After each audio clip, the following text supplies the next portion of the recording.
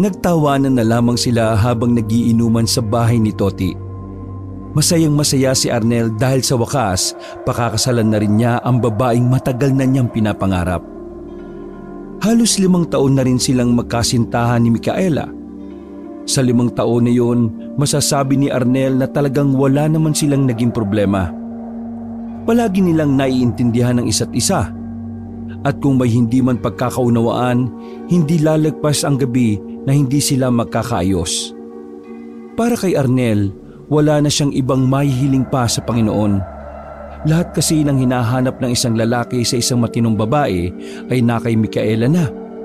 Sa katunayan, tinutokso siya ng 2 kaibigan na siya raw ang naka-jackpot. Pagkatapos ng inuman, agad na ring umuwi si Arnel. Mula sa bahay ng kaibigan ay pwedeng-pwede rin naman lakarin yon. Kahit halos 5 araw pa lang siyang nakatira doon, hindi naman siya natatakot maglakad kahit gabing-gabi na. Isa pa, kasama naman niya si Dennis. Pre, congrats nga pala ulit ha. Ano ka ba? Ilang beses mo nang inuulit yan eh. Pero maraming salamat din ha. Hindi pa rin talaga ako makapaniwala na nag-yes siya sa proposal ko kahapon. Bakit hindi ka makapaniwala? Ikaw yung tipo ng lalaki na hindi mahihindian eh. Nambola ka na naman. Magkano ba kailangan mo? Uutang ka na naman no? Baliw, hindi ako uutang. Masaya lang ako para sa'yo pre. Saksi ako sa naging samahan yun ni Micaela eh. Kaya hindi ka na dapat magtaka kung bakit ako ganito kasaya. Ako yung laging tumutulong sa inyong magkabati eh, kapag pareho kayong napapraning. Ikaw talaga. Huwag ka mag-alala. Kapag hinagis ni Micaela yung bulaklak, i-rebound ko tapos ihahatid ko naman sa'yo. Nako, di na kailangan no. Mas malakas akong mag-rebound sa'yo. Kaya nga, di ba, ginawa kang rebound ng ex mo? Napatigil si Dennis sa paglalakad. Nakatingin lamang ito sa ibaba at parang bigla na lang nalungkot. Uy, joke lang yun ha. Ikaw naman kasi, pinaalala mo na naman kung paano niya ako ginawang laruan. Isa ka bang tunay na kaibigan? Biro nga lang yun. Para kang ano dyan? Hindi seryoso. Tanggap ko naman na hindi kami para sa isa't isa eh. Magiging masaya na lang ako sa kaibigan kung ikakasal na. Oh, ano yun? Napalingon ng dalawa nang makarinig sila ng tunog na parang kagaya ng sa dinosaur sa mga pelikula. Nagbiruan pa nga sila na baka nasa Jurassic Park silang dalawa nung mga oras na yun. Rinig mo rin pala? Hindi naman ako bingi kagaya ni Toti no. Pero ano kaya yun? Parang malaking hayop na mabangis eh. Husky ng tunog eh. Baka husky lang na aso. Baliw. Tara na nga. Maglalakad na sana ang dalawa nang muli nilang marinig yon. At sa pagkakataon na yon ay medyo mahina na. Baka uri lang ng isang endangered na ibon. Pero what if kung halimaw yun? Uy! Baliw! Sandali lang! Tumakbo si Dennis at tinabol naman yon ni Arnel. Hingal na hingal ang dalawa na makarating na sila sa bahay na inuupahan ng binata. Pansamantala siyang tumira doon para lang personal na makaharap ang mga magulang ni Micaela. Mabuti na nga lang din ay hometown din ni Arnel ang Bohol. At ang baryo na kinaroroonan ng pamilya ng babae ay dati ring baryo na tinitirhan nila Arnel nung bata pa siya. Kaya naman, kampante siya roon dahil marami-rami din naman ang kilala niya roon. Oh, inatid na kita ah. Ano, uwi na ako. Oh sige, maraming salamat pre ah. Maaga pa rin ako bukas, pupunta ako si Micaela. Kumawi na sa kanya si Dennis at naglakad na rin palayo. Lumapit na rin si Arnel sa harapan ng kanyang pinto. Nang ipapasok na niya ang susi sa kandado, isang pusang itim ang nakita niya sa gilid. Ay pusang gala ka! Nagulat ang binata. Hindi naman sa takot siya sa pusang itim. Sadyang naniniwala lang talaga siya na masamang pangitain ng pusang itim lalo na kung may paparating silang okasyon. Shoo! Shoo! Malis ka nga rito! Magdadala ka pa ng kamalasan eh. Binugaw niya ang pusang itim. Nung una ay ayaw nitong gumalaw. Tiningnan lang niya ang pusa na parabang nakikipagmatigasan pa ito. Kaya naman kinuha ni Arnel ang walis tingting sa gilid. Nang aamba niya na ang pusa ay dali-dali itong umalis. Kung makatingin akala mo papalag eh. Pumasok na lamang siya sa loob. Nakasanayan na niya kapag nakainom ay nagluluto muna siya ng noodles. Tumungo siya sa gilid ng bahay kung saan naroon ang maliit na kusina. Pasipol-sipol pa siya noong mga oras na yun. Pagbukas niya ng kalan, nakarinig siya ng sit-sit sa kung saan. Wala siyang ideya kung sino yun. Nung unang gabi niya pa lang doon, narinig na niya ang sit-sit na yon. Nasanay na nga lang siya kaya hindi niya pinapansin. Palakas ng palakas ang sit-sit. Napadako na ang tingin ni Arnel sa nakasandal na itak sa gilid ng kalan. Nung nakarampa itong siraulong to ha. Lumabas ka lang talaga dyan. Tatagain ko yung mukha mo. Narinig ni Arnel na parang merong tumatawa ng papigil. Doon na siya naalarma kaya napalingon na siya sa pinanggagalingan ng tawa. Kinuha niya ang itak sa gilid. Iba na ang pakiramdam ni Arnel noon dahil sigurado na siyang tao ang naroon. Kung sino ka man nandyan, huwag mo akong pagtripan. Wala ako sa mood ha. Nung nakaraan ka pa eh. Wala siyang narinig na tugon. Pinakiramdaman lang muna ni Arnel yun. Pero maya-maya lang ay hindi na niya ito narinig ulit. Nakahinga ng maluwag si Arnel. Aminado siya sa kanyang sarili na medyo hindi na siya komportable doon. Gusto na nga sana niyang sabihin kay Micaela ang dinadanas niya roon. Pero ayaw rin naman niyang magkaroon pa ng problema ng dahil lang doon. Makalipas ang ilang minuto ay nagluto na rin siya ng noodles. Sandali niya pang pinasadahan ng tingin ng paligid bago tuluyang bumalik sa loob ng bahay. Sinarado niya ng maayos ang pintuan. Huminga siya ng malalim at saka tahimik na nagdasal. Makalipas ang ilang araw, mas naging abala na si Arnel sa pag-aasikaso. Nakailang balik na siya sa sentro ng bayan para magsukat ng kanilang mga susuotin. Wala namang problema si Arnel sa iba pang bahay dahil may mga magulang na si Micaela na nag-aasikaso roon. Pre, nakailang balik na tayo dito sa bayan. Hindi pa rin ba nagugustuhan ng soon-to-be mother-in-law mo ang susuotin mo? Bumuntong hininga si Arnel. Dismayado itong tumingin na lamang sa malayo habang naglalakad sila sa bangketa. Ewan ko, di ko nga alam kung bakit pati yung susuotin ko siya pa ang magdidesisyon. Sinusunod ko na lang kasi ayaw ko talaga ng maingay. Pero pre ito lang paalala ko sa'yo. Yung pamilya ni Micaela, kilala talagang pamilya nila bilang konserbatibo. At saka pre, marami ang paniniwala at kasabihan. Basta, iba ang kultura nila eh. Oo, nasabi na nga yan sa akin ni Mika. Pre, dapat ready ka Kasi kung kultura at tradisyon lang nila ang masusunod, pre, maniwala ka sa akin. Masasakal ka kung hindi ka masasanay. Hindi sa dinidiscourage kita. Pinasabi ko lang kung ano yung dapat mong paghandaan. Tinapik ni Arnel ang kaibigang si Dennis sa balikat nito. Sa kanilang pagpapatuloy sa paglalakad, narating na rin nila ang patahian. Kinuha na nila ang susuotin ni Arnel at pagkatapos bumiyahe na rin sila pabalik ng kanilang baryo. Patungo naman sila noon sa bahay nila Micaela. May halong kaba sa dibdib si Arnel. Kahit ilang beses na niyang nakakaharap ang mga magulang ng babae, hindi pa rin nawawala ang takot niya sa mga yon. Bukod sa pagiging masungit, masama rin makatingin ng mga yon.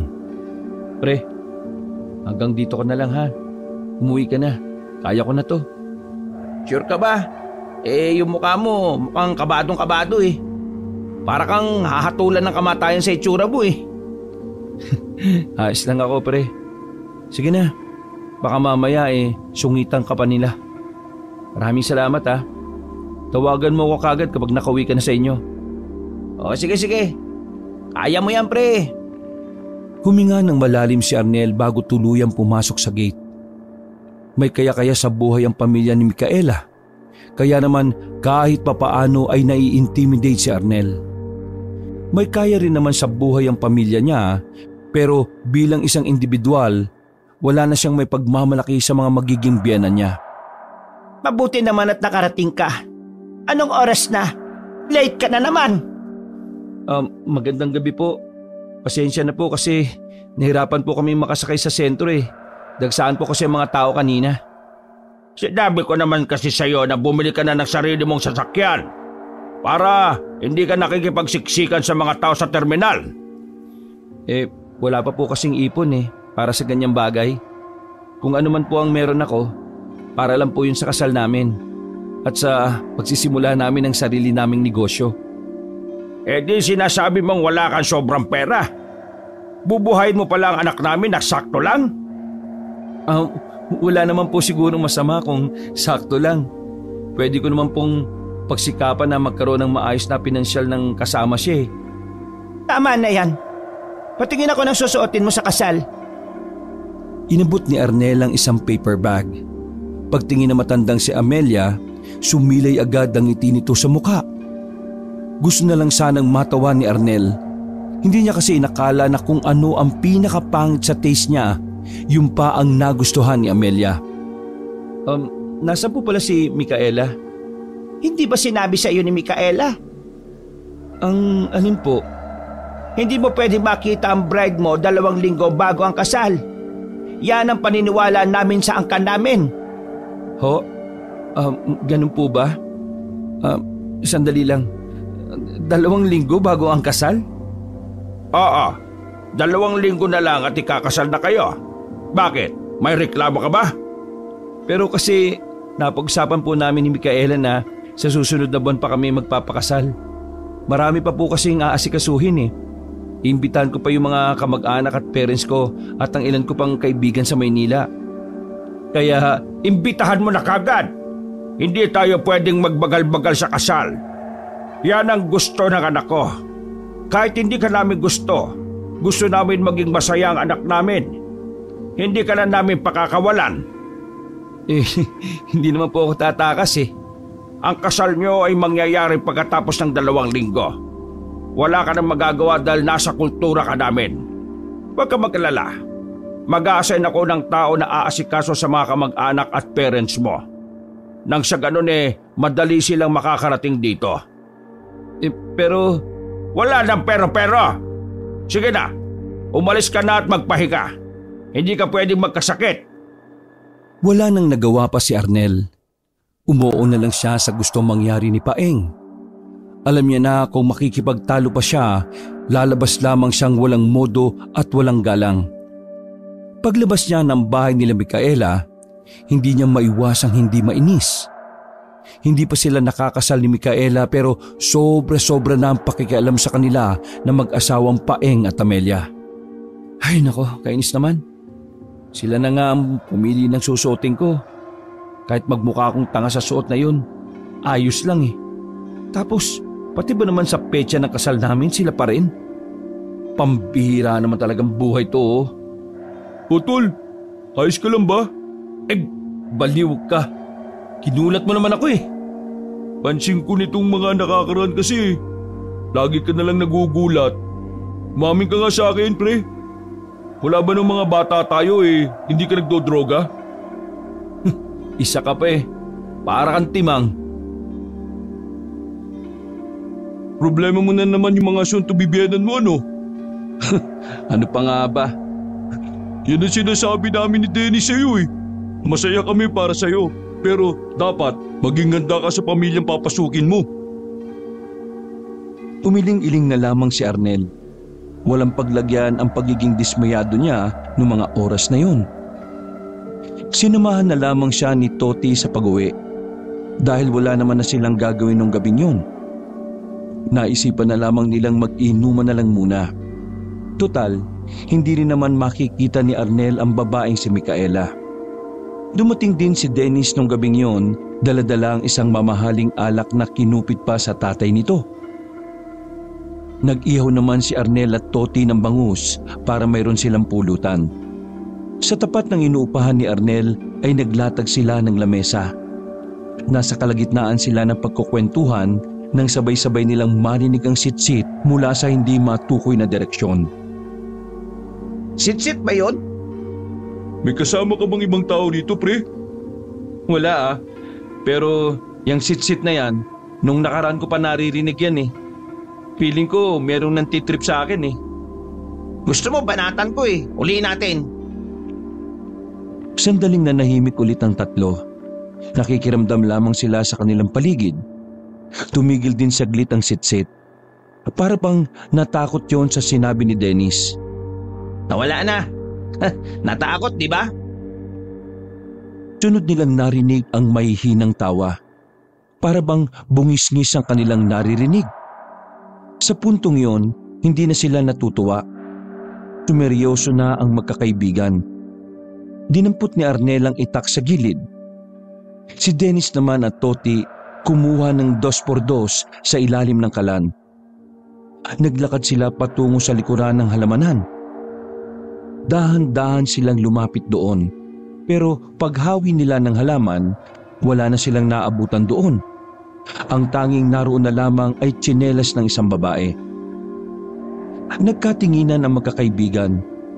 Dahil sa tsinelas na yon, nasiguro ni Arnel na totoong tao ang sumisitsit sa kanya. Hindi pa sila nakontento. Talagang hinanap nila kung sino yon. Sinuyod nila ang paligid ng bahay. Hanggang sa meron na silang nakitang aninag ng isang babae sa dilim. Nung una, sinubukan pa nilang makausap ang taong yon. Pero ang tangi lang nilang naririnig ay walang iba kundi ang tawa nitong mahina. Maya-maya pa, nakaramdam na rin ng pagkabahala si Arnel. Palagay niya isang stalker ang babae. Miss, kung sino ka man, hindi maganda yung ginagawa mo ha. Masama yan. Pwede ka naming ipadampot sa mga pulis. Oo nga, ang creepy ng ginagawa mo. Sabihin mo nga sa amin, may gusto ka ba rito kay Arnel? Siniko ni Arnel si Toti para sawayin ito. Isang mahinang tawa pa rin ang sinukli sa kanila ng babae. Kung sino ka man, kung stalker ka man o may gusto ka sa akin, ngayon pa lang binabasted na kita. 2 weeks from now, ikakasal na ako eh. Biglang tumigil ang babae sa pagtawa. Nakalingat lang sila saglit na wala na yon sa kinatatayuan nito sa gilid ng puno. Sa takot, umalis na rin ang magkakaibigan sa liblib na parting yon. Bigla silang naglikpit ng mga iniinom nila at saka pumasok na lamang sa loob ng bahay. May ganun ba talaga rito sa lugar natin noon pa? Huh? Wala ah.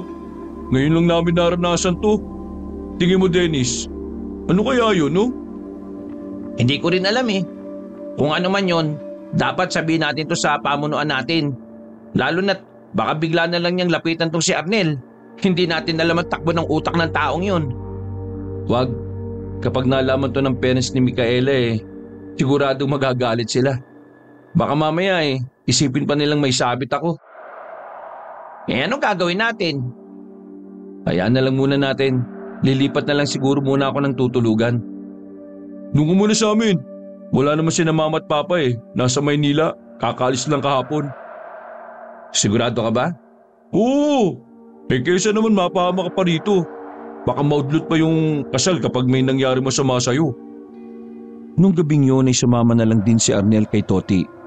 Malaki-laki naman ang kwarto ng binatang si Toti kaya magkakasya silang dalawa roon. Nagpaalam na rin si Dennis nang matutulog na sila. Sa loob ng kwarto, hindi pa rin mapakali si Arnel. Malakas talaga ang kanyang kutob na may kakaiba doon sa babaeng yon. Hindi siya makatulog. Malikot siya sa higaan na siya namang kinairita ni Toti. Uy, para ka naman bulating inasinan, pre. Namamaya ata ako Tsaka, hindi rin mawala sa isip ko yung babaeng yun, pre. Pimpipikit ako. Parang nakikita ko siya Kahit hindi ko naman alam yung mukha niya. Gusto mo, Pa-check up ka lang sa mental? Hindi ako nababaliw, no? Siraulo ka talaga. May alam akong makakatulong sa'yo, si Mang Fernando. O, Junior? Hindi! Albularyo yun sa kabilang barangay.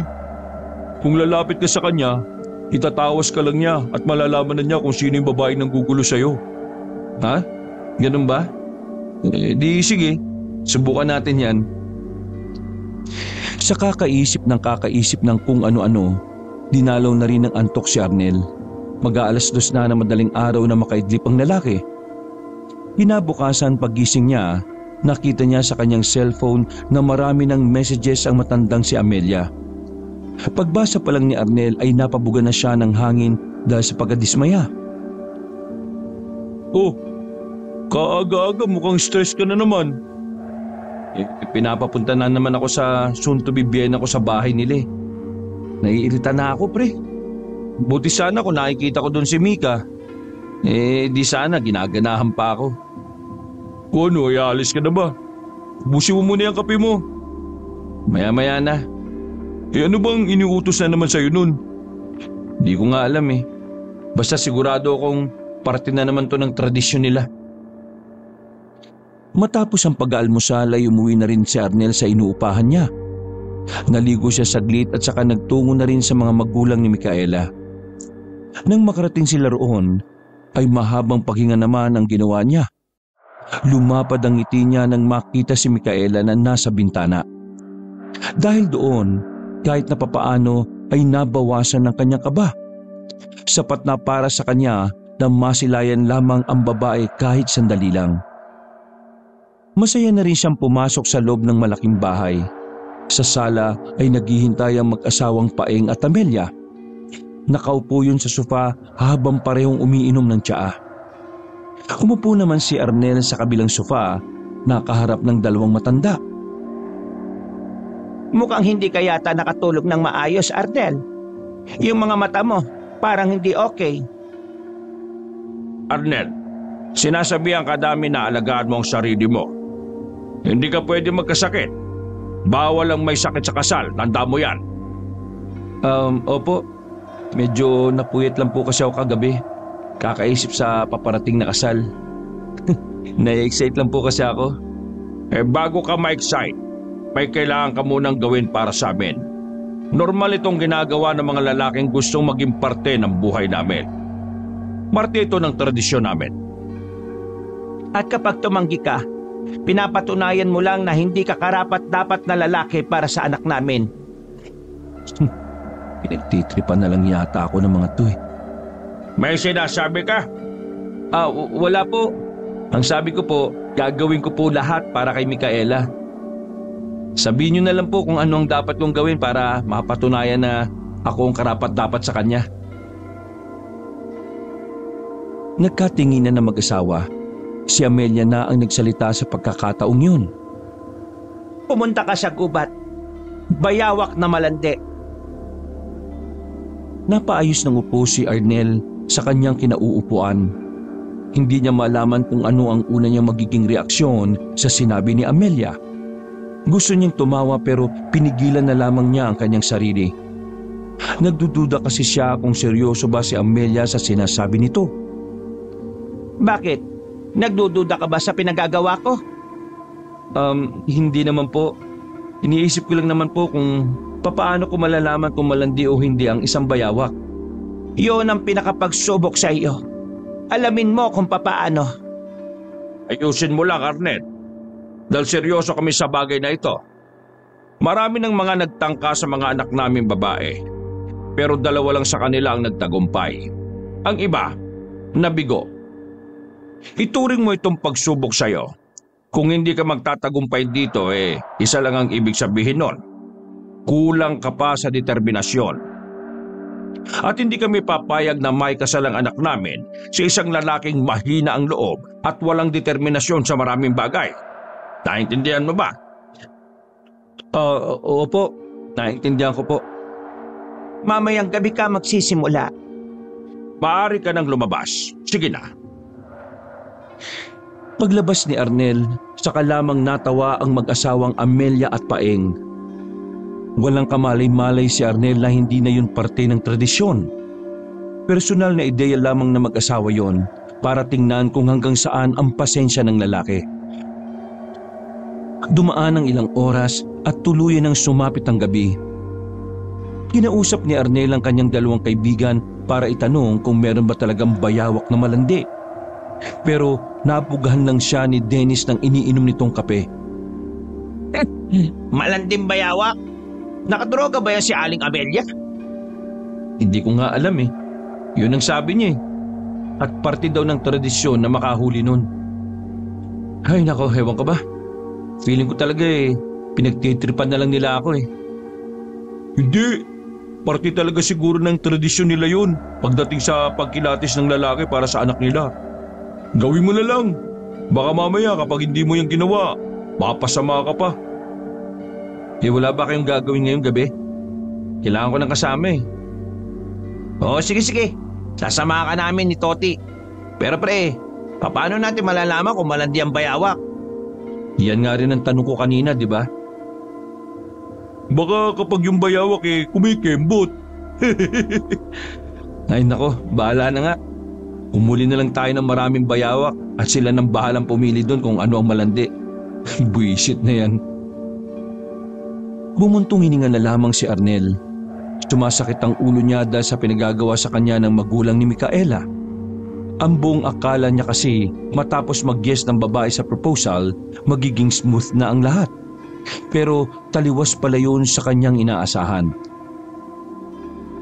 Dala ang 3 sako, umalis sila para magpunta sa gubat.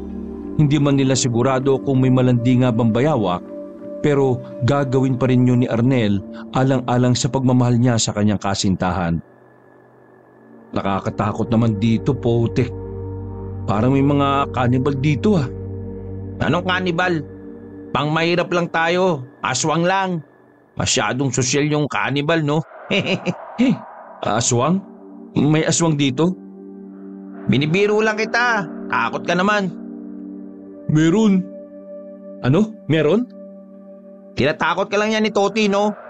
Tagal mo kasing wala rito sa atin kaya gagawa na naman kung ano-anong kwento yan porque wala kang alam. We, may aswang ba rito o wala? Eh yung tito ko, inaswang yung kumari niya eh. Ayun, nasa ospital ng Maynila. Binugbog pa naman ng asawa ng kumari niya eh. Napailing na lamang si Arnel. Inakala niya kasing seryoso yon sa sinasabi niya. Buisit ka. Ibang pag-aswang naman yung ginawa ng tito mo eh. Tara na nga, para mabilis na tayo makabalik. Tinahak nila ang kagubatan. Tanging flashlight lamang sa kanilang mga cellphone ang nagsisilbi nilang ilaw. Habang naglalakad sila, nakarinig sila ng maraming boses na sa palagay ni Arnel hindi to kalayuan sa kinalalagyan nila. Ha? Ano yun? May misa? Parang may mga nagseseremonya pre. What if mga kulto sila? Oh, kulto naman ngayon. Kanina aswang.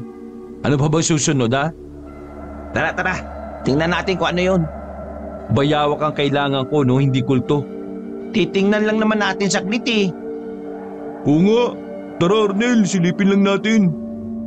Napilitan na lamang si Arnel na sumama sa dalawa niyang kaibigan. May iwan kasi siyang mag-isa kung hindi siya makikisakay sa trip ni Toti at Dennis. Makalipas lang ang ilang sandali, meron na silang natanaw na liwanag. Sa isang malawak na kapatagan sa gitna ng gubat, may nakita silang mga tao roon at parang nasa isang okasyon. Para malaman kung ano ang meron doon, lumapit pa sila ng bahagya. Doon na nila nakita na meron pang kinakasal. Sinong tanga magkakasal sa gitna ng gubat? Liblib na itong area na to. Pre, may wedding idea na kayo ni Maring Mika ha? Astig nga eh, kakaiba. Anong astig dyan? Gabing-gabi sa gitna ng kagubatan kayo ikakasal? Astig ba yan? Paano kung umulan? Eh di iyak silang lahat dyan.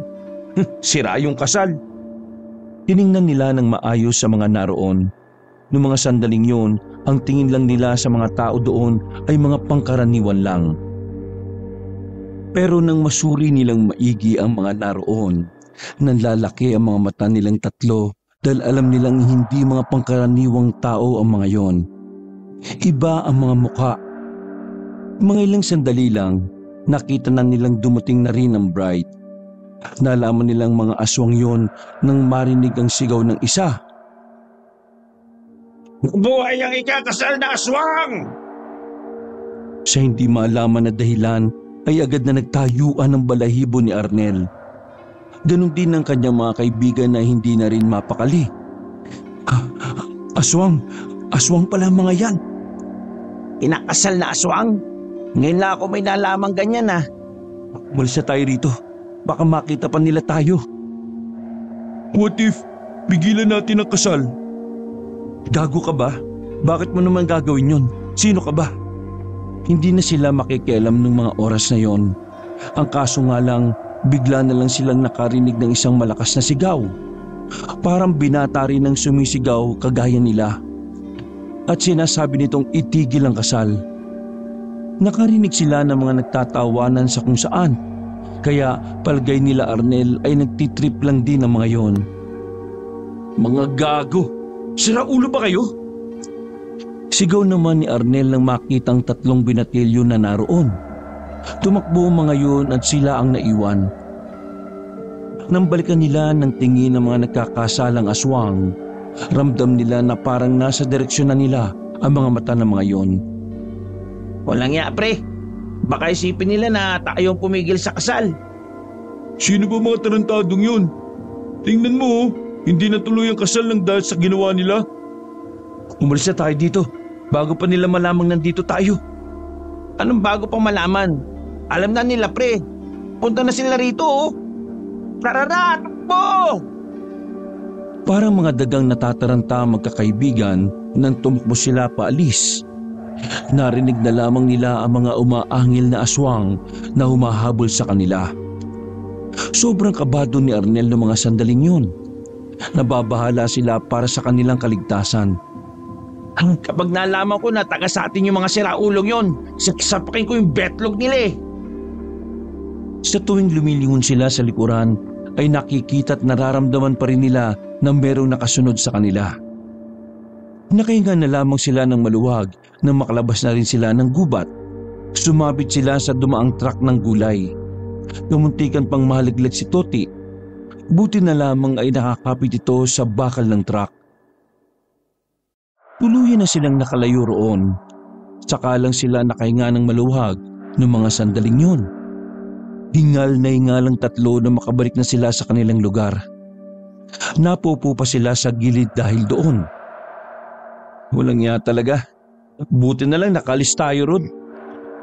Totoo sila. Totoo mga aswang. At tayong pag-iinitan nila dahil akala nila tayong pumigil sa kasal. Yan ang gagawin natin. Magmukmok sa bahay. Paano yung mga bayawak na malandi? Wala tayong nahuli. Sabihin mo, wala nang malanding bayawak. Lahat ka mo, tumino na.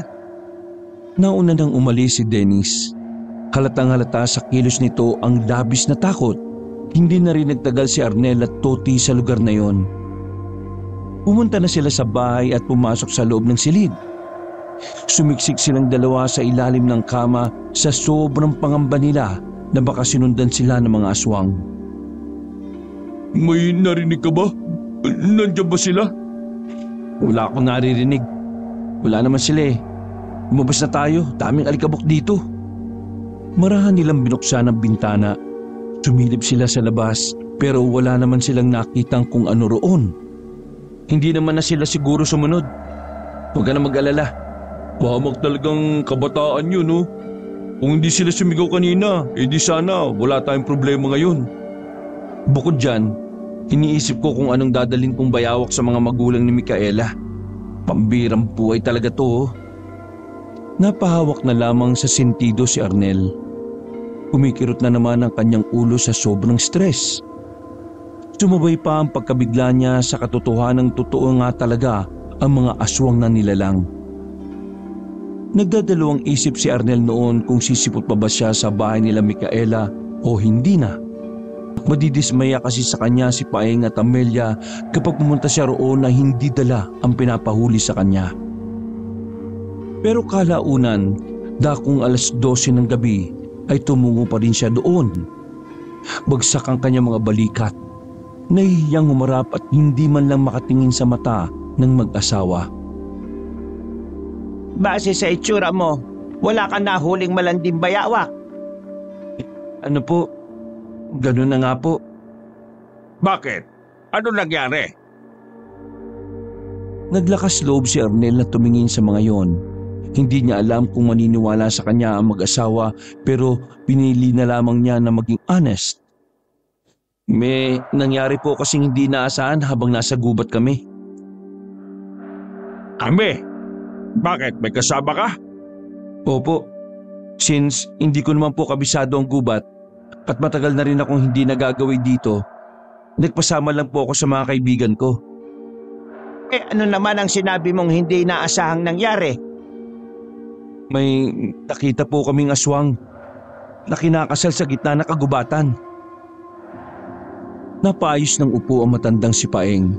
Agad namang kinabahan si Amelia nang marinig ang sinabing yon ni Arnel. Kinakasal na aswang sa gubat? Opo, aksidente lamang po naming nadaanan. Curious kami kaya lumapit kami roon.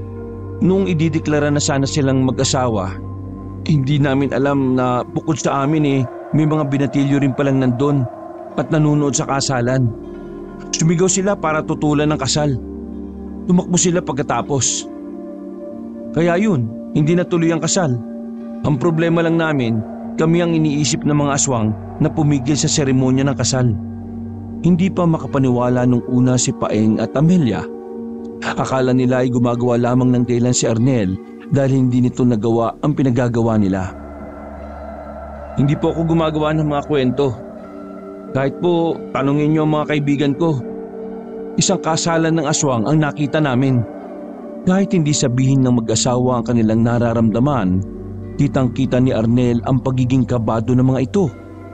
Para bang may alam ang mga yon sa mga aswang base sa nakikitang reaksyon ni Arnel. Sige na, lumabas ka na muna. Hindi po ako nagsisinungaling. Totoo po ang sinasabi ko. Hayaan niyo po akong pakasalan ng anak niyo kahit hindi ko nagawa ang gusto niyong ipagawa. Oo na, naniniwala kami sa'yo. Lumabas ka na muna at mag-uusap kami ng asawa ko tungkol sa bagay na ito. At Arnel, huwag ka na munang lalayo. Ganon din ang mga kaibigan mo. Naintindihan mo ba ako? Opo, naintindihan ko po.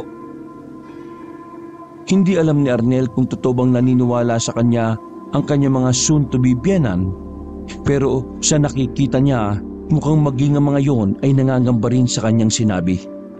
Nang makalabas si Arnel ng bahay na yon, ay nagmamadali siyang makauwi sa bahay nila Toti. Naabutan niya si Toti na hindi rin mapakali. Inom lang yon ng inom ng tubig. Pre, nasabi ko na sa mga biyenan ko. Oh, ano sabi nila? Wala, pero pakiramdam ko naniniwala naman sila. Yung kasal mo ang tinutukoy ko. Wala naman silang binanggit kaya siguro okay lang naman din. Pre, paano kung hanapin tayo ng mga aswang? Hindi natuloy yung kasal ng mga aswang na yun dahil sa atin Gagi, ngayon lang ito nangyayari sa akin Ako na simpleng tao na may mataas na pangarap, hahantingin ng mga aswang? Hindi pwede to. Kung sakaling ang malagay tayo sa alanganin, kumonsulta tayo doon sa sinasabi mong albularyo sa kabilang barangay. Ay, oo nga no. Sigurado akong matutulungan niya tayo. Napalingon ng dalawa sa labas nang makarinig sila ng naglaglagan na kaldero. Dahil sa kanilang mga hinala at pagiging paranoid, iniisip nila na baka aswang ang mga yun. Isinarado nila ang pintuan. Sinarado rin nila ang bintana. Pero sumilip sila sa kaunting siwang doon. Mukhang nandito na nga sila, pre. Huwag mo nga takutin ang sarili mo. Isip ka ng isip ng ganyan Baka mamaya magkatotoo Lalo silang kinabahan na makarinig sila ng sunod-sunod na katok.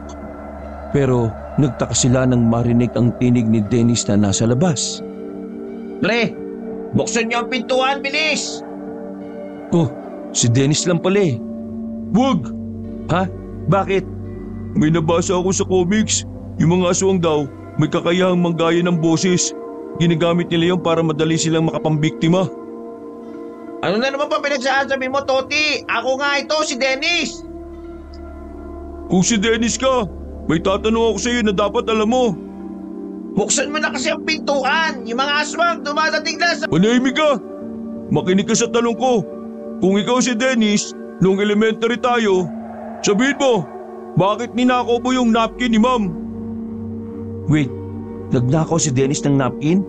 Ipambabae yun ah. Malalaman mo kung bakit, kung talagang siya si Dennis. Ano? Sagutin mo ang tanong ko!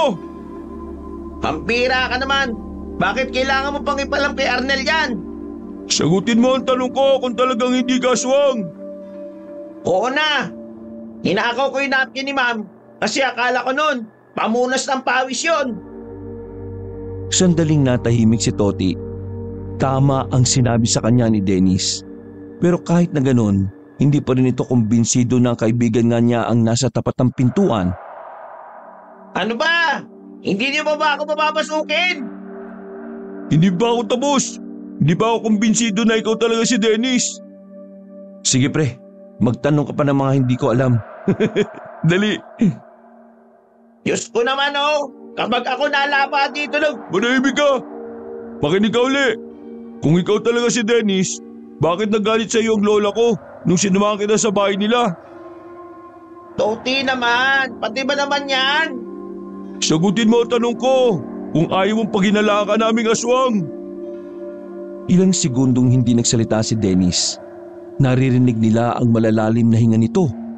Pero kalaunan ay nagsalita na rin naman ito sa kanila. Ginawa ko yung postiso ng lola mo tapos binigay ko sa lola ko. Tapos nung isasauli ko yung postiso niya, postiso ng lola ko na ibalik ko. Bali ano? Bali, nagkapalit sila ng postiso. Buisit ka. Papasukin mo na ako.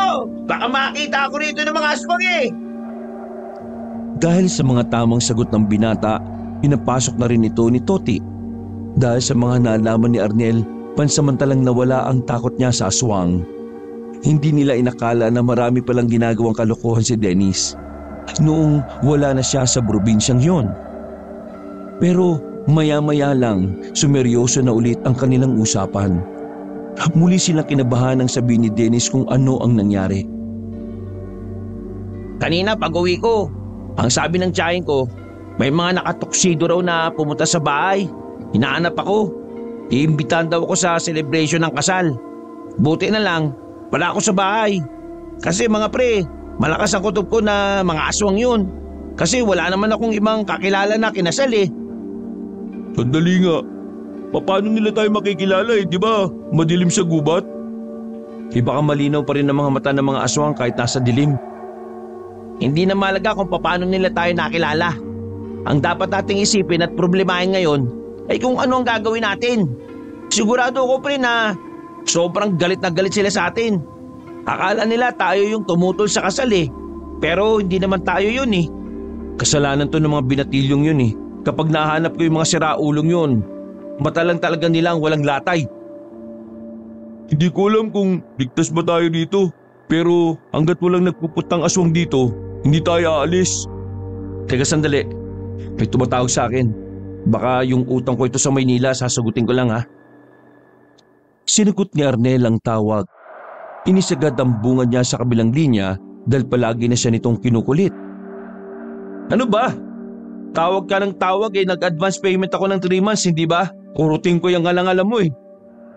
Pinagsasasabi mong tarantado ka. Ay, Papa, Tatay, sorry. Akala ko kayo yung pinagkakautangan ko sa Maynila eh. Hindi kasi nakasave yung number nyo. Bumalik ka na rito sa bahay at isama mo mga kaibigan mo. Ko? Bakit po? Hello?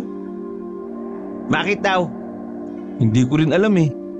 Pero palagay ko, kailangan natin pumunta sa kanila. Bago sila umalis ng bahay, ay siniguro na muna nilang walang aswang na nagmamasid sa area. Tumakbo sila patungo sa bahay nila Micaela at ligtas naman silang nakarating doon. Pagdating nila sa bahay nila Micaela, Nakaabang na agad sa kanila ang mag-asawang Paeng at Amelia. Sa isip-isip nga ni Arnel ay para bang hindi man lang umalis sa kinauupuan ng dalawang matanda mula nang huli niya itong makausap.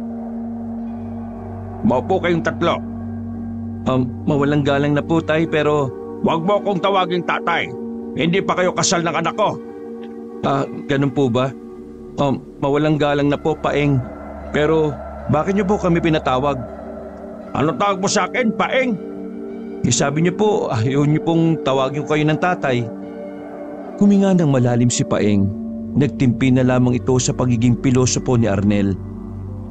Pinatawag ko kayo kasi may gusto akong sabihin sa inyo. Ngayong alam nyo na delikado ang inyong mga buhay dahil sa kasal na hindi natuloy at kayo ang mukhang pinag-iinitan nila. May naisip na akong paraan para hindi kayo mapahamak. Huwag niyong isipin na concern kami sa inyo. Ayaw lang namin na isa sa inyo ang mamatay. Kasi kapag isa sa inyo ang napahamak, masisisi rin kami. Kasi kami ang nag-utos kay Arnel na pumunta sa gubat. Ano po ba yung paraan na sinasabi ninyo? May nakausap akong albularyo kanina lang. Ang sabi niya may mga aswang naman daw talaga sa gubat. Pero hindi naman talaga tumatawid dito sa atin yon, basta wag lang silang magambala. Pero dahil may nasirang mahalagang okasyon para sa kanila, nasisiguro akong sa mga susunod na araw lang papasyal na sila rito. Kaya naman naisip ko na pabalikin ka na muna sa Maynila, Arnel. Kayong dalawa, sumama kayo kay Arnel kung ayaw niyong mapahamak. Huwag kayong mag-alala, may bakante kaming bahay sa Maynila. Paano yung kasal namin dito kung pababalikin niyo ako ng Maynila? 1 linggo na lang mahigit yun Wala kang magagawa, Arnel. Hindi natin pwedeng ipilit ang kasal niyo dahil baka pigilan lang din ng mga aswang yon. Di sige, sa susunod na buwan na lang ang kasal namin. Total, yun naman talaga ang original na petsa nun Hindi na muna pwedeng ituloy ang kasal. Ha? Ayos lang po ba kayo? Dito dapat ikasal si Micaela. Pero dahil mawawala ka rito, hindi na muna natin itutuloy. Pwede namang sa Maynila na lang Ano ba problema doon? Makinig ka na lang sa akin dahil ito ang makakabuti sa inyo. Bakit ba lagi na lang kayo nakikialam? Pinipilit niyong intindihin ko ang kultura niyo at ginagawa ko naman. Pero sobra naman ito. Masyado niyo nang kinokontrol ng mga buhay namin Tingnan niyo nga Hindi niyo man lang pinapakita sa akin si Micaela Ano yan? Preso ba? At lagi nakakulong sa kwarto niya sa taas? Hindi niyo man lang pinapakausap sa akin kahit sa call lang. Ano bang klaseng tradisyon yan? Huwag mong binabastos ang paniniwala ng pamilyang ito. Lubayan niyo ang relasyon namin at hayaan niyo kami magdesisyon sa mga buhay namin. Nang sa ganun walang paniniwala na kailangan masaktan. Tama na! Tumayo si Arnel. Tumayo na rin si Dennis at Tote noong mga oras na yun. Nakahanda na ang dalawa na awatin ng kaibigan sakaling bigla na lamang itong makipagsuntukan. Pasensya na po. Nadala lang ako ng emosyon ko. Sige po, papayag ako na hindi na muna matuloy ang kasal. Pero kasama kong uuwi si Micaela sa Maynila Walang ano-ano ay umakyat ng hagdan si Arnel. Hindi na siya nagawa pang pigilan na mag-asawa. Tinungo nito ang kwarto ng dalaga. Pagbukas niya ng pinto ay nakita niya si Micaela na nakatali ang mga paa sa haligi ng bahay. Nagtatakang nilingon ni Arnel si Paeng at Amelia. Anong ibig sabihin nito? Bakit nakatali ang girlfriend ko? Nag-aalalang tumingin sa kanya si Micaela. Umiyak na rin ito noong mga oras na yon. Mahal, wala kasalanan sila papa at mama. Kagustuhan ko ito. Anong kagustuhan? Ano ba nangyayari? Hindi ko kayo maintindihan Tumango ang matandang si Paeng sa kanyang anak. Hinayaan na lamang nito na si Micaela na ang magsabi ng totoong nangyayari. Mahal, nayanggaw ako. Ano? Ano naman yung yanggaw? Ano yun? Base sa albularyong si Fernando, ang yanggaw ay pamamaraan ng mga aswang para gawing aswang din ng isang normal na tao. At ganun nga ang nangyari kay Micaela. Nakakain siya ng pagkain na hindi niya alam gawa pala ng isang aswang. Nung unang gabi natin, lumabas pa kami ng mga pinsan ko. May napuntahan kaming kainan. Ang hindi namin alam, ang kainan na yun ay aswang pala ang may-ari. Sumakit ang tiyan ko kinaumagahan. Nung una, akala ko baka na food poison lang ako. Binalikan namin ng tindahan pero wala na yun dun eh. Nakakita ko ng mga kakaibang ugat sa likuran ko. Nang magpakonsulta kami, yanggaw daw ito. Hindi totoo na parte ng tradisyon namin ang itago siya sa iyo bago ang kasal. Wala kami magawa. Yan ang gusto niya. Ayaw niyang malaman mo ang kalagayan niya. Sinabi ko lang na magmadali na tayo sa kasal para hindi ka makahalata na merong nangyayaring kakaiba sa anak ko. Magiging okay rin ako, mahal. Matutuloy ang kasal natin. Tutulungan ako ni Mang Fernando. Sa ngayon, gusto kong makisama ka na muna sa amin. Umuwi ka na muna sa Maynila. Nalaman ko na ang nangyari, kaya natatakot ako na baka mapahamak ka habang nandito ka. Pre, mukhang tama sila. Yung pagpunta ng mga aswang sa bahay kanina, sinyalis na yun na talagang nasa alanganing kalagayan na tayo. Kung sabihin na lang kaya natin sa mga aswang na hindi naman talaga tayo pumigil sa kasal. Malabo yan, pre. Sa tingin mo ba makikinig sila sa atin? Hindi. Galit na galit sila sa nangyari. Lalong-lalo na siguro yung groom. Mahal, anong nararamdaman mo sa katawan mo? Sa ngayon, nakakaramdam ako ng weirdo. Nagugutom ako lagi at ang tumatakbo sa utak ko minsan, hilaw na karni. Pero ang sabi sa akin ni Mang Fernando, kailangan ko labanan yon. Dahil sa oras na makakain ako ng hilaw na karni, mas lalong mapapabilis ang pagiging aswang ko. Gaano kataas ang tsansa na makabalik ka sa dati? Nagtama ang tingin ng dalaga at ng kanyang ama. Hindi ko alam. Ang albularyo lang ang nakakaalam kung papalarin ako o hindi. Sa ngayon, mahal, wag ka na munang lalapit sa akin. Dahil anumang oras, pwede ako maging aswang. Naupo na lamang si Arnel. Patong-patong na ang iniisip niyang problema. Para na siyang mabubuang. Wala siyang magawa kundi ang pakinggan na lamang ang sinasabi ni Paeng. Batid niyang yun ang makakabuti sa kanila. Pero hindi niya maiwasang hindi malungkot. Nag-aalala siya na baka kung ano nang mangyari sa kanyang kasintahan sa oras na umuwi na siya ng Maynila. Arnel, kailangan mong umuwi ng Maynila. Isama mo itong dalawa. Tumungo na lamang si Arnel. Noong mga sandaling yun, tanggap niyang dapat ay mawala muna siya sa lugar na yon. Kailan ang alis ko? Bukas ng gabi. May nakausap na akong kapitan ng barko. Isasama kanya sa VIP. Gabi ang alis ng barkong yon kaya dapat bago mag alas 8 ng gabi, nandun na kayo. Huwag kayong mag-alala. Kasama ako mag-aatid sa inyo. Ngumiti na lamang si Arnel sa kanyang kasintahan. Gustuhin niya mang yumakap doon ay hindi niya pwedeng gawin. Hindi makapaniwala si Arnel na maaaring ang nangyanggaw kay Micaela ay ang kabilang din sa mga aswang na nakita nila sa kasal. Umalis sila ng bahay nila Micaela nang bagsak ang kanyang mga balikat. Mabigat ang kanyang kalooban. Hindi niya matanggap na ang magandang kasal sana na inaasahan at pinapangarap niya ay mauuwi lamang sa kababalaghan. Nang makabalik na sila sa bahay ni Toti ay mas pinili na lamang ni Arnel na piliting matulog. Pero kahit na anong gawin niya, pabalik-balik lamang sa utak niya ang mga nangyayari. Pagiging maayos din ng lahat, pre. Huwag kang mag-alala. Tama si Dennis. Basta, trust the process na lang. Maraming salamat sa inyo mga pre. Tulungan niyo kong ipagdasal na sana hindi tuluyang maging aswang ang girlfriend ko. Ngumiti na lamang si Arnel sa kanila kung ano-anong kwentuhan ang kanilang natapos bago sila tuluyang makatulog. Kinaumagahan, sinubukang bumalik ni Arnel sa kanyang bahay na inuupahan. Maaga't maliwanag naman na kaya kampanteng-kampante siya na walang aswang ang lalapit o aatake sa kanya. Kaso, nang dumating siya roon, meron siyang inabutang babaeng magulo ang buhok na nasa loob mismo ng kanyang bahay. Nakasuot ito ng pangkasal. Maraming salamat at pinigilan mo ang kasal ko. Inilabutan si Arnel sa ngiting ipinapakita sa kanya ng babae. Nagtatayuan ang kanyang balahibo at hindi siya makapaniwala na ang babaeng sumisitsit pala sa kanya gabi-gabi ay ang babaeng aswang na kinakasal sa liblib na lugar. Teka, ikaw yung aswang ka! Umatras si Arnel hanggang sa matumba na siya. Sumisigaw-sigaw siya roon para marinig siya ng ibang taong napapadaan. Nang maalarma ang mga tao, saka na biglang nawala ang babae sa bahay niya. Nagmamadali siyang pinagkukuha ang mga gamit sa loob. Inuna niya ang mga importanteng dokumento.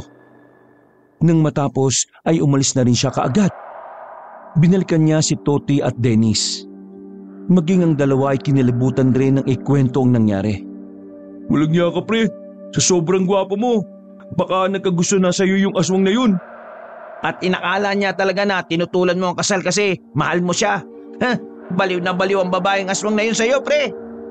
Ngiti-ngiti pa kayo. Akala nyo nakakatuwa yun? Magiging problema ko pa yun eh. Huwag kang mag-alala. Mamayang gabi naman aalis na tayo, di ba? Welcome to Manila! Di kayo mamamasyal doon ha. Baka nahihibang kayo. Matapos ang kanilang paghahanda at pag-iimpake, hinahapunan ng alas 5 ay nagtungo na sila sa bahay nila Micaela. Nang dumating sila roon ay saktong naroon ng albularyong si Mang Fernando. Pinag-uusapan ng mga yun ng tungkol sa yanggaw ni Micaela. Siya ang kasintahan ng anak ko, si Arnel. Karin ba ang sinasabi mong hinabol ng mga aswang kasi akala ng mga yun sila ang pumigil sa kasal sa liblib? Silang tatlo. Magandang hapon po sa inyo. Pwede ko po bang malaman kung ano ang kalagayan ni Mika? Huminga ng malalim ang albularyo at saka humigop muna ng tsaa. Tumingin ito ng seryoso kay Arnel. Sa tingin ni Fernando, hindi niya maiwasang hindi kabahan. Meron na akong pinainom na gamot sa kanya. Pero hindi ko alam kung kakayaning talunin ang gamot na yon ng yanggaw sa katawan niya. Kaya sana sabay-sabay nating ipagdasal na sana umepekto ang gamot. Wala na po bang ibang paraan na mas mabilis? Pasensya ka na, pero ang lahat ng paraan na alam ko ginawa ko na. Ang gamot na lang na yon ang natitira nating pag-asa. Kung sakali po bang maging aswang na siya, hindi na niya ako makikilala? Magiging mabangis na ba siyang nilalang? Makikilala ka pa rin niya, pero malaki ang magiging pagbabago ng takbo ng kanyang pag-iisip. Kaya wala tayong kasiguraduhan kung safe ba na kasama siya kung sakaling siya ay magiging aswang. Lumuod si Arnel kay Mang Fernando. Nagulat silang lahat sa ginawa ng lalaki. Nakikiusap ako sa inyo. Tulungan yung babaeng mahal ko. Hindi ko kakayanin kapag may nangyaring masama sa kanya. Huwag ka mag-alala, iho. Hindi tayo titigil na humanap ng ibang paraan. Sa ngayon, kailangan din nating isipin ang mga aswang na humahanap sa inyo. Hindi nyo ba alam na kaninang tanghali ay naglilibot-libot sila? Nagpapanggap na tao at pinagtatanong-tanong kayo. Desperado na silang pagbayarin kayo sa nangyari. Galit na galit ang groom. Hindi nyo ba alam kung saan nabibilang ay kakasal ng lalaki? Nagkakatinginan lang ang magkakaibigan. Bigla silang pinagpawisan ng malamig sa kung papaano ang tono ng pananalita ng albularyo. Ang groom ay nabibilang sa mga aswang na mayayaman. Marami silang impluwensya. At kapag nahuli nila kayo, kahit wala kayong kasalanan, wala silang pakialam. Kayo ang pagbubuntunan nila. Ano pong pwede nilang gawin sa amin? Ngumisi si Mang Fernando. Dahil medyo malaman ka, pwede ka nilang gawing sisig o kaya litsong tao. Napaplos na lamang sa sariling braso si Toti nang makaramdam ito ng panlalamig. Habang tahimik lang naman si Arnel. Magsenda na kayo. Pagsapit ng alas 6, aalis na tayo rito. Hindi na natin hihintayin pa na magtanong na rin ng mga aswang kung nandito ba kayo o wala. Lumipas sa mga oras, dumating na rin ang sasakyan na maghahatid sa kanila patungo sa pier. Mabilis na ang tibok ng puso ni Arnel noong mga oras na yon. Pero may halo pa rin ng lungkot ang kanyang nararamdaman. Paglabas nila ng gate, bago sumakay ay tinanaw na muna ni Arnel ang bintana. Ang kaso nga lang, wala roon si Micaela. Sinusubukan niya ring tawagan ito para kausapin sa huling sandali na naroroon siya. Pero hindi na yun sinasagot pa ng dalaga. Nagpaiwan ng albularyong si Fernando habang si Paing naman ay sumama sa kanila patungo sa pier. Ito ang tatandaan nyo ha. Kahit na anong mangyari, ang nasa isip nyo lang dapat ay makaalis. walang papalag sa inyo kung sakaling may makasalubong o makasunod sa ating aswang. May mga tao ako, sila ang bahala sa mga aswang. Ginagawa ko ito para sa inyo dahil may kasalanan din ako kung bakit nangyari ang lahat ng ito. Ano pong ibig niyo sabihin? Kung hindi ka sana namin inutusang humanap ng bayawak na malandi, hindi ka sana malalagay sa ganitong alanganin. Di sana, ang problema lang natin kay Micaela yung iniisip natin. Nangyari na po ang nangyari. Wala na po tayong magagawa. Ang magagawa na lang natin ang gawin ng makakaya natin para maging maayos ang lahat. Kasalanan ko kasi. Pinapahanap kita ng malanding bayawak kahit wala naman talagang ganon. Ano ho? Hindi maiwasan ni Dennis at Toti na mapatingin kay Paeng. Wala silang masabi. Pinagtripan niyo lang kami? Pinagtripan ko man kayo o hindi, ang mahalaga buhay kayo. Sige na, sakay na. Nauna nang sumakay si Paeng, habang ang tatlo naman ay sandaling napatamimi sa labas at hindi makapaniwala sa sinabi ng matanda. Medyo siraulo din pala itong magiging biyenan mo, pre. Kung ako sa'yo, wag mo na kaya tuloy yung kasal. Baka sa susunod, utusan kanyang humanap ng iguanang puyat na may maraming problema Hayaan niyo na. Makakaganti rin ako dyan balang araw. Tara na. Bumiyahe na sila kaagad. Mahaba-haba ang kanilang tatahakin dahil malayo ang pier sa kanila. Mahigit 1 oras din ang magiging biyahe nila. Hindi pa sila nakakalabas ng baryo, napatigil na sila sa nilikuan nilang daan. Malayo pa lang kasi ay natanong na nilang may mga nag-aabang sa papasok ng tunnel. Kaya naman, inapisuhan na ni Paeng ang kasama nilang 2 sasakyan sa likuran at intusan na rin ito ang driver nila na iliko at bumalik na lamang sila. Sigurado ba kayo na aswang yung mga nakaabang? Baka mamaya checkpoint lang yan. Mayari pa tayo sa mga polis. Pinakita ni Paeng ang isang garpo ng kape. May laman itong tubig na kulay berde na kumukulo-kulo.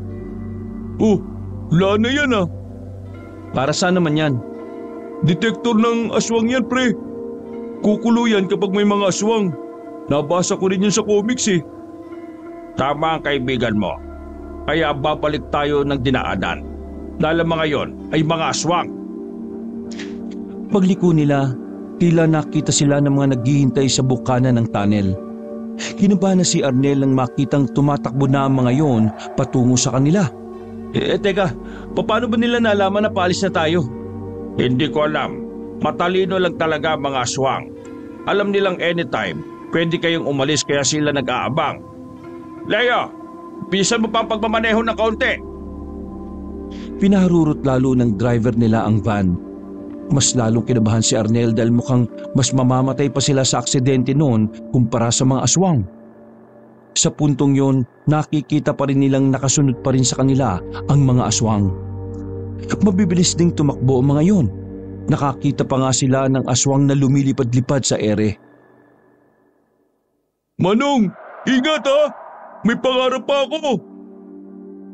Mga ilang sandali pa, nakita na lamang ni Arnel na may kinuhang kahon si Paeng.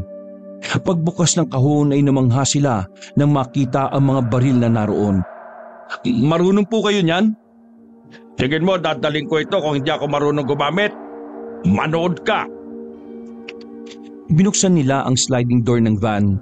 Kumapit si Paeng habang hawak ang baril sa kabilang kamay. Pinagbababaril nito ang mga aswang na lumilipad-lipad sa itaas. Manghang-mangha si Arnel sa mga sandaling yon.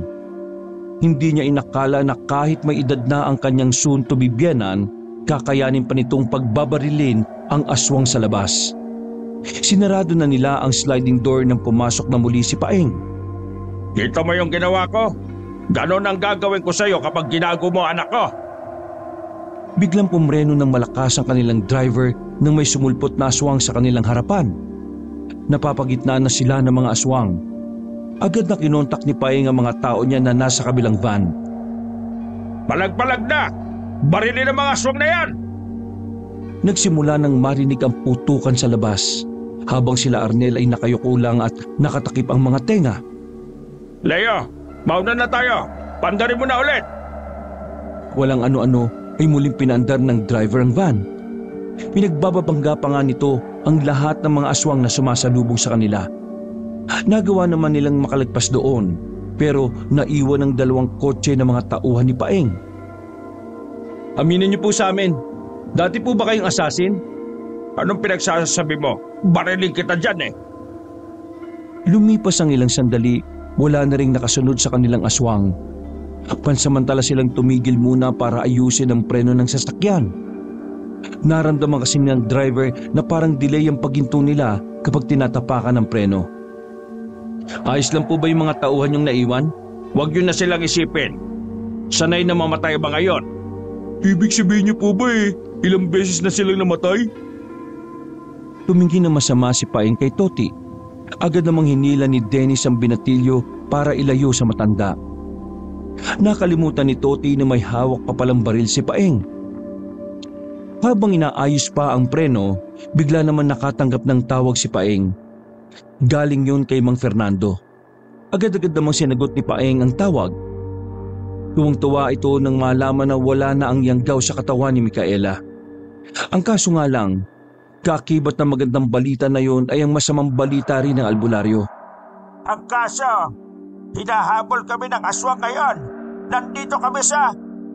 Naputol na ang usapan nila nang bigla nang nawala ng signal. Ilang beses mang tinawagan ulit ni Paeng yun pero maging sa kinilalagyan nila ay wala na ring signal na maayos. Ano pong sabi ni Mang Fernando? Maayos na si Micaela. Hindi na siya magiging aswang. Ang kaso Kaso ano? hinahabol sila ng mga aswang. Malakas ang kutob ko na gusto nilang kunin si Micaela dahil baka naaaboy nilang naging aswang ang anak ko. Kung ganun, kailangan natin bumalik. Hindi na. Mauna na kayo sa pier dahil malapit na mag-alas 8. Ako na lang ang babalik. Leo, ihatid mo sila sa pier kahit ano mangyari ha. Hindi ako papayag. Pwede ba? Huwag ka na matigas ang ulo. Hindi lang ikaw ang nagmamahal kay Mika dito. Ako rin. Nag-aalala rin ako. Hindi ko kayang isipin na nasa panganib siya tapos wala akong magawa. Di ba gusto niyong mapatunayan ko na karapat-dapat ako sa kanya? Ito na ang tamang pagkakataon. Hindi magpapatalo si Arnel kaya wala ring nagawa si Paeng. Pinayagan na lamang niya ang lalaki. Ay sige, sumama ka sa akin, kayong dalawa.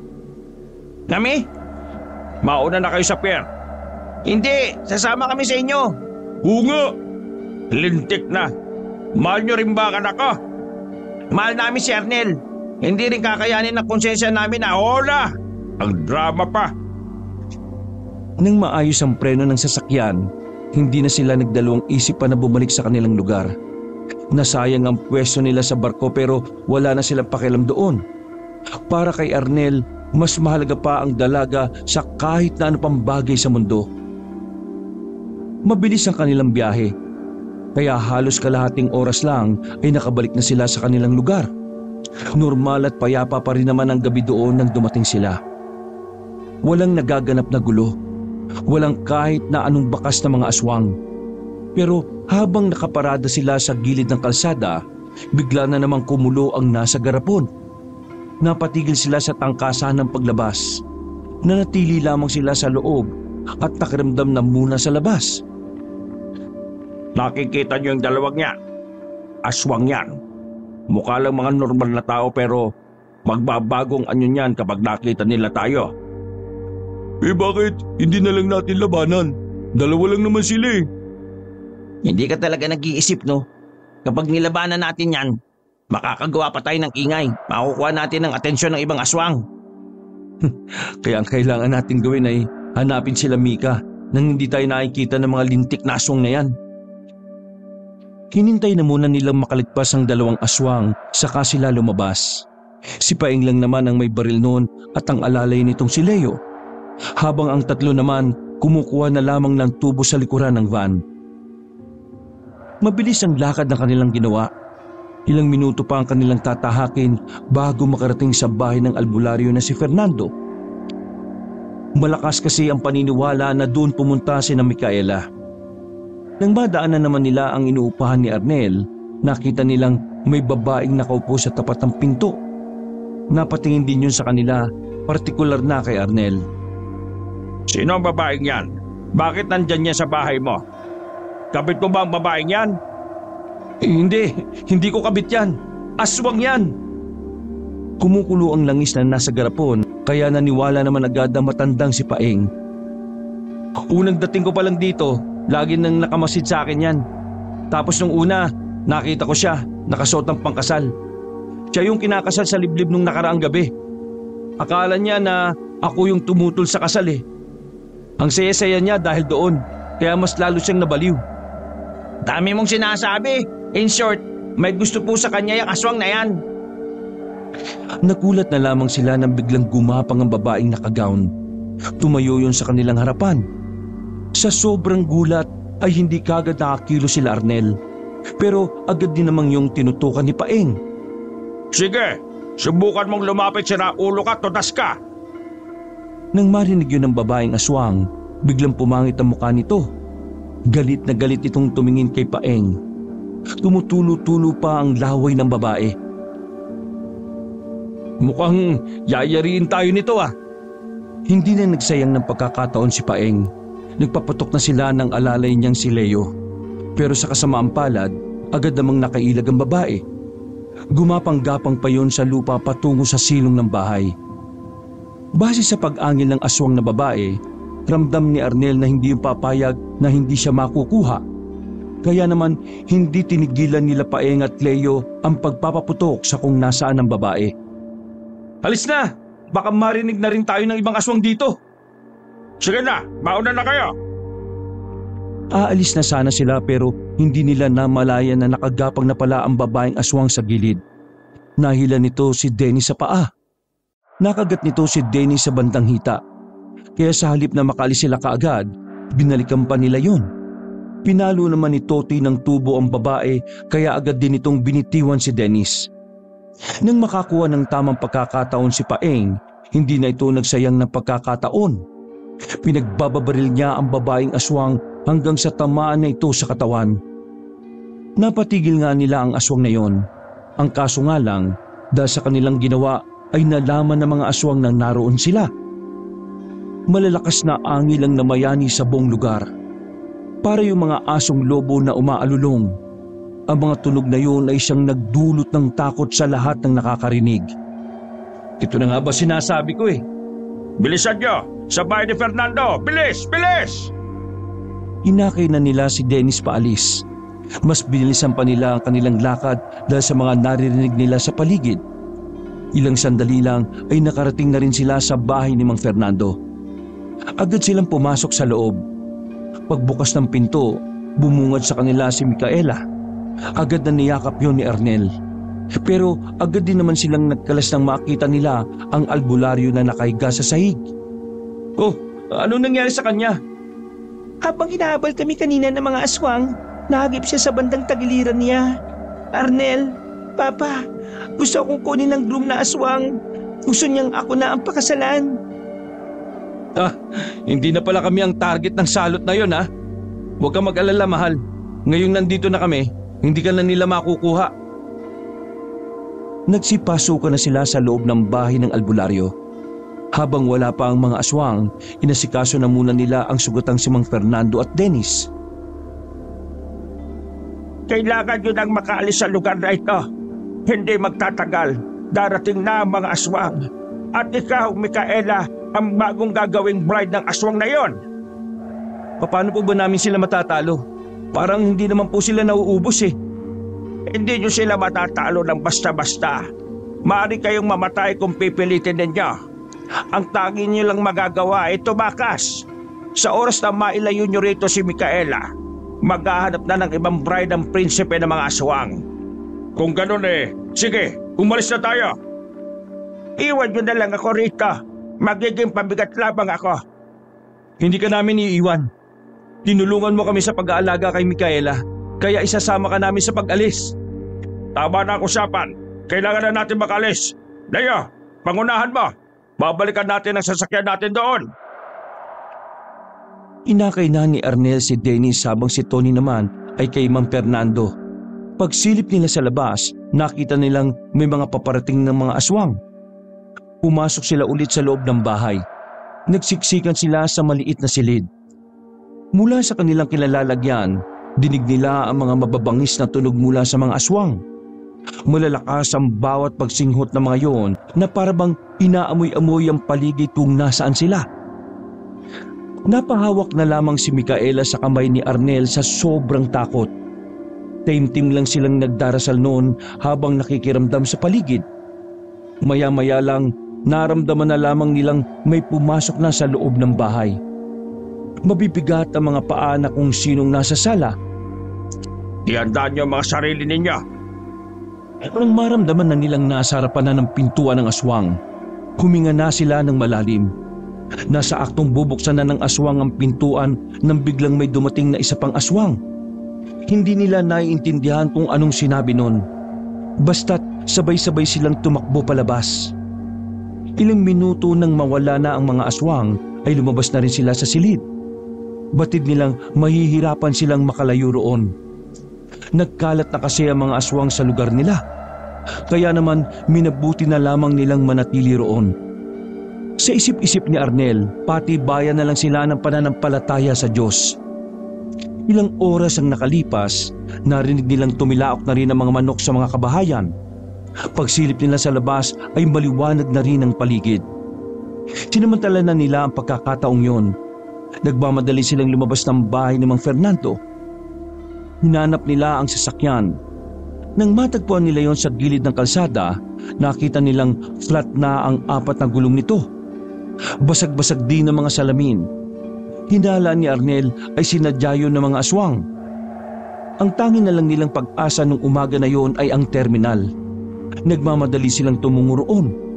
Ang kaso nga lang, naabutan nilang marami ng mga tao roon. Yung pala, marami sa mga driver at tricycle ang dinali na rin ng aswang. Pero sa awa ng Diyos, wala namang ni isa ang namatay. Ganun pa man, naging tinik para sa kanila ang makarating agad ng bayan. Wala silang masakyan. Wala rin namang ibang sasakyan si Paeng na pwede nilang magamit. May kakilala po ako may van. Pwede po nating arkilahin ang van nila para makalis na tayo dito. Kasama ka pala namin eh. Ngayon ko lang nagsalita. Kung kaya na ninyong puntahan ngayon, abay puntahan nyo na. Ako nang sasama kay Toti. Mahal, Huwag ka mag-alala. Magiging maayos lang ako. mag-iingat ka ha. Umalis na agad si Arnel at Toti. Pinuntahan nila sa kabilang barangay ang kakilala ni Toti na di umano ay pagmamay-ari ng van. Pagdating nila roon, agad nilang kinausap ang may-ari. Binayaran agad nila ng pera at pumayag naman ito kaagad. Nang makuha na ni Arnel ang susi, ay pinatakbo na kaagad nila ang van. Pero hindi pa man sila nakakalayo, tumirik agad yun. Lintik namang tumba na to oh. Scam to pre. Wala eh. Yan na lang ang alam ko eh. Sige, kunin mo ngayon yung pera natin. Visit naman na yan oh. Binawi nila ang pera sa matanda. Bumalik sila sa bahay ni Paeng kung saan sila pansamantalang namalagi. Disimiyado silang pumasok sa loob at napaupo na lamang sa sofa. Nabigo kami. Sira din yung van. Pasensya na po. Ayos lang yan. Mag-isip na lang tayo ng ibang paraan. Hindi tayo pwedeng abutin ng gabi rito. Tsak na babalik sila ulit mamaya rito. Sir Paeng, hindi sila papayag na hindi matuloy ang kasal sa liblib at ang anak po ninyo ang susi para matuloy yon. Maglilibot kami. Maghanap kami ng tricycle. Mahal, Tita Amelia, Mang Fernando at Dennis. Sakali makahanap kami ng tricycle, mauna na po kayo sa bayan ah. Susunod na lang kaming 3. Pre, hindi magandang ideya yan eh. Paano kung mapatay kayo? Eh di, magiging alaala na lang kayo. Kami nang bala sa mga sarili namin. Ang mahalaga ay yung kayo. Sige na, makakalis na kayo. Sinang-ayunan na yon ng lahat. Lumabas na ulit si Arnel at Toti. Sa kabutihang palad, nakahanap sila ng tricycle. Dakong 9:00 lang ng umaga, nakaalis na rin sila Micaela. Sila Arnel na lang ang naiwan. Kaso, hindi na nakabalik ang tricycle na ginamit nila. Kaya nang sumapit ang gabi, dito na namroblema sina Arnel. Nasa loob lamang sila ng bahay ni Paeng nang kumagat na ang dilim sa paligid. Kung minamalas-malas ka nga naman, oh. Nandyan na sila sa labas. Tumilip sila sa bintana. Parang mga aso ang mga aswang sa labas na umaamoy-amoy pa. Hinanda na agad ni Arnel ang kanyang sarili. Ganon din naman si Paeng at Toti. Ilang sandali lang, narinig na lang nilang winawasak na ang pintuan. Mula sa ilalim ng hagdanan na kanilang pinagtataguan, nakita nilang nakapasok na ng sala ang mga aswang. Kapag sinabi kong takbo, tumakbo na kayo, ha? Bigla lang lumabas si Toti. Tumakbo ito palapit sa sala. Pero hinarang ito ng mga aswang. Kaya sa huli, pare-pareho na silang nahuli. Pinalot sila sa sala habang hinihintay ang prinsipe ng mga aswang. Nakapalibot sa kanila ang mga yon. Tanga ka ba? Bakit tumakbo ka kagad? Sabi niyo kasi kapag sinabi niyong tumakbo, takbo. Eh di tumakbo ko. Huwag ka na magdahilan. Naging tanga ka talaga ngayon. Masama ang tingin sa kanila ng mga aswang. Para bang takam na sa kanila yun. Pero sa mga sandaling yun ay merong naisip na paraan si Paeng. Pasimple nitong pinakita kay Arnel ang nakasiksik na tear gas sa bulsa nito. At dahil parang wala sa wisyo ang mga aswang na nagbabantay sa kanila, hindi na nagsayang ng pagkakataon si Paeng. Kapag ginagis ko ito, takbo agad sa pintuan ng likod ng bahay, ha? Doon tayo dadaan. Bibilang ako ng 3, ha? Saka kumuha niyan. Marami akong ganito. Suminyas ng bilang si Paeng. Nang makabuelo, hinagis na ni Paeng ang tear gas sa sahig. Takbo! Maubobo mga aswang sa loob ng bahay. Kagaya ng napag-usapan, mabilis silang tumakbo sa patungo sa likuran ng bahay. Sumampa sila sa pader at saka dali-dali na silang tumakbo paalis doon. Tumakto naman na may isang tricycle driver ang napadaan at sapalitan nila itong sinakyan. Nagawa nila makasunod sa bayan. Masaya silang nagkita-kitang muli. Ang hindi nila nagawang talunin ang mga aswang na pumunta sa kanilang lugar. Hindi kasi sapat ang kaalaman at kakayahan nila para harapin ang mga yun. Ang mahalaga na lamang sa kanila ay hindi nakuha ng groom na aswang ang babaeng si Micaela. Ilang araw mula nang umalis sila roon, nakatanggap sila ng mga balita na pabalik-balik ang mga aswang sa barangay nila. May mga dinudukot daw na di umanong babae. Pero kinaumagahan ay ibabalik daw. Ang chismis, ayaw ng aswang sa pangit. Matapos silang makaligtas sa mga aswang, natuloy na rin sa wakas ang kasal ni Arnel at Micaela. Sa harap ng altar ay nagsumpaan sila sa harap ng Diyos na magsasama sila hanggang kamatayan.